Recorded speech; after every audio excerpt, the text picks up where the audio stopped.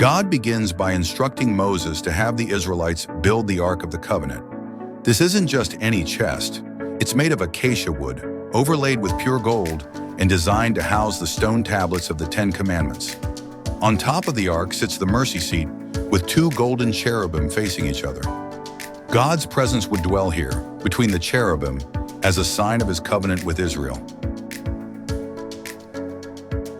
Next, God commands the construction of a table for the bread of the presence. This bread, always before the Lord, represents God's continual provision and fellowship with his people. The golden lampstand, crafted from pure gold, had 7 branches and was to burn continually. The light symbolizes God's guidance in the light of his presence in the midst of his people. God gives Moses detailed blueprints for the tabernacle. This is essentially a portable sanctuary divided into 3 parts. 1. The courtyard, the outer area where sacrifices are made. 2. The holy place, where the lampstand, table, and altar of incense reside. 3. The most holy place, Holy of Holies, the innermost chamber where the Ark of the Covenant rests. The altar for burnt offerings stands in the courtyard, made of bronze. The entire courtyard is enclosed by linen curtains, creating a sacred space set apart for worship.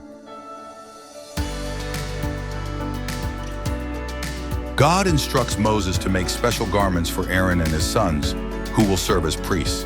These aren't ordinary clothes. Every item carries spiritual significance: ephod and breastpiece, inlaid with 12 stones, representing the 12 tribes of Israel. Turban and robe, marked with holiness, signifying that the priests are set apart for God.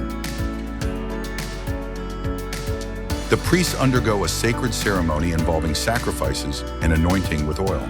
This ritual marks them as holy and prepared to serve in God's presence. Placed in front of the veil leading to the most holy place, the altar of incense represents the prayers of God's people rising continually before him. God re-emphasizes the importance of the Sabbath, calling it a sign of the covenant between him and Israel. While Moses is receiving instructions on the mountain, the Israelites grow impatient. They build a golden calf and begin to worship it, breaking the very covenant they had just agreed to. Moses returns, furious, and smashes the stone tablets.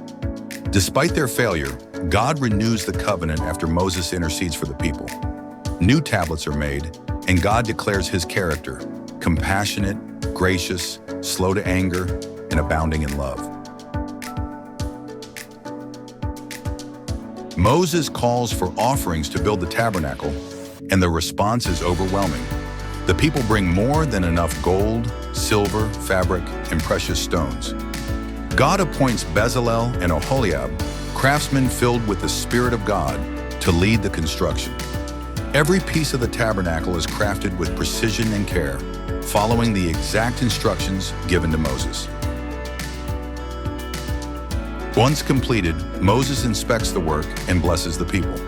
The tabernacle is erected, and every piece is placed exactly as God commanded.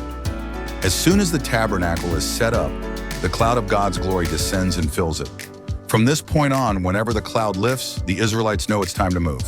When it remains, they stay put,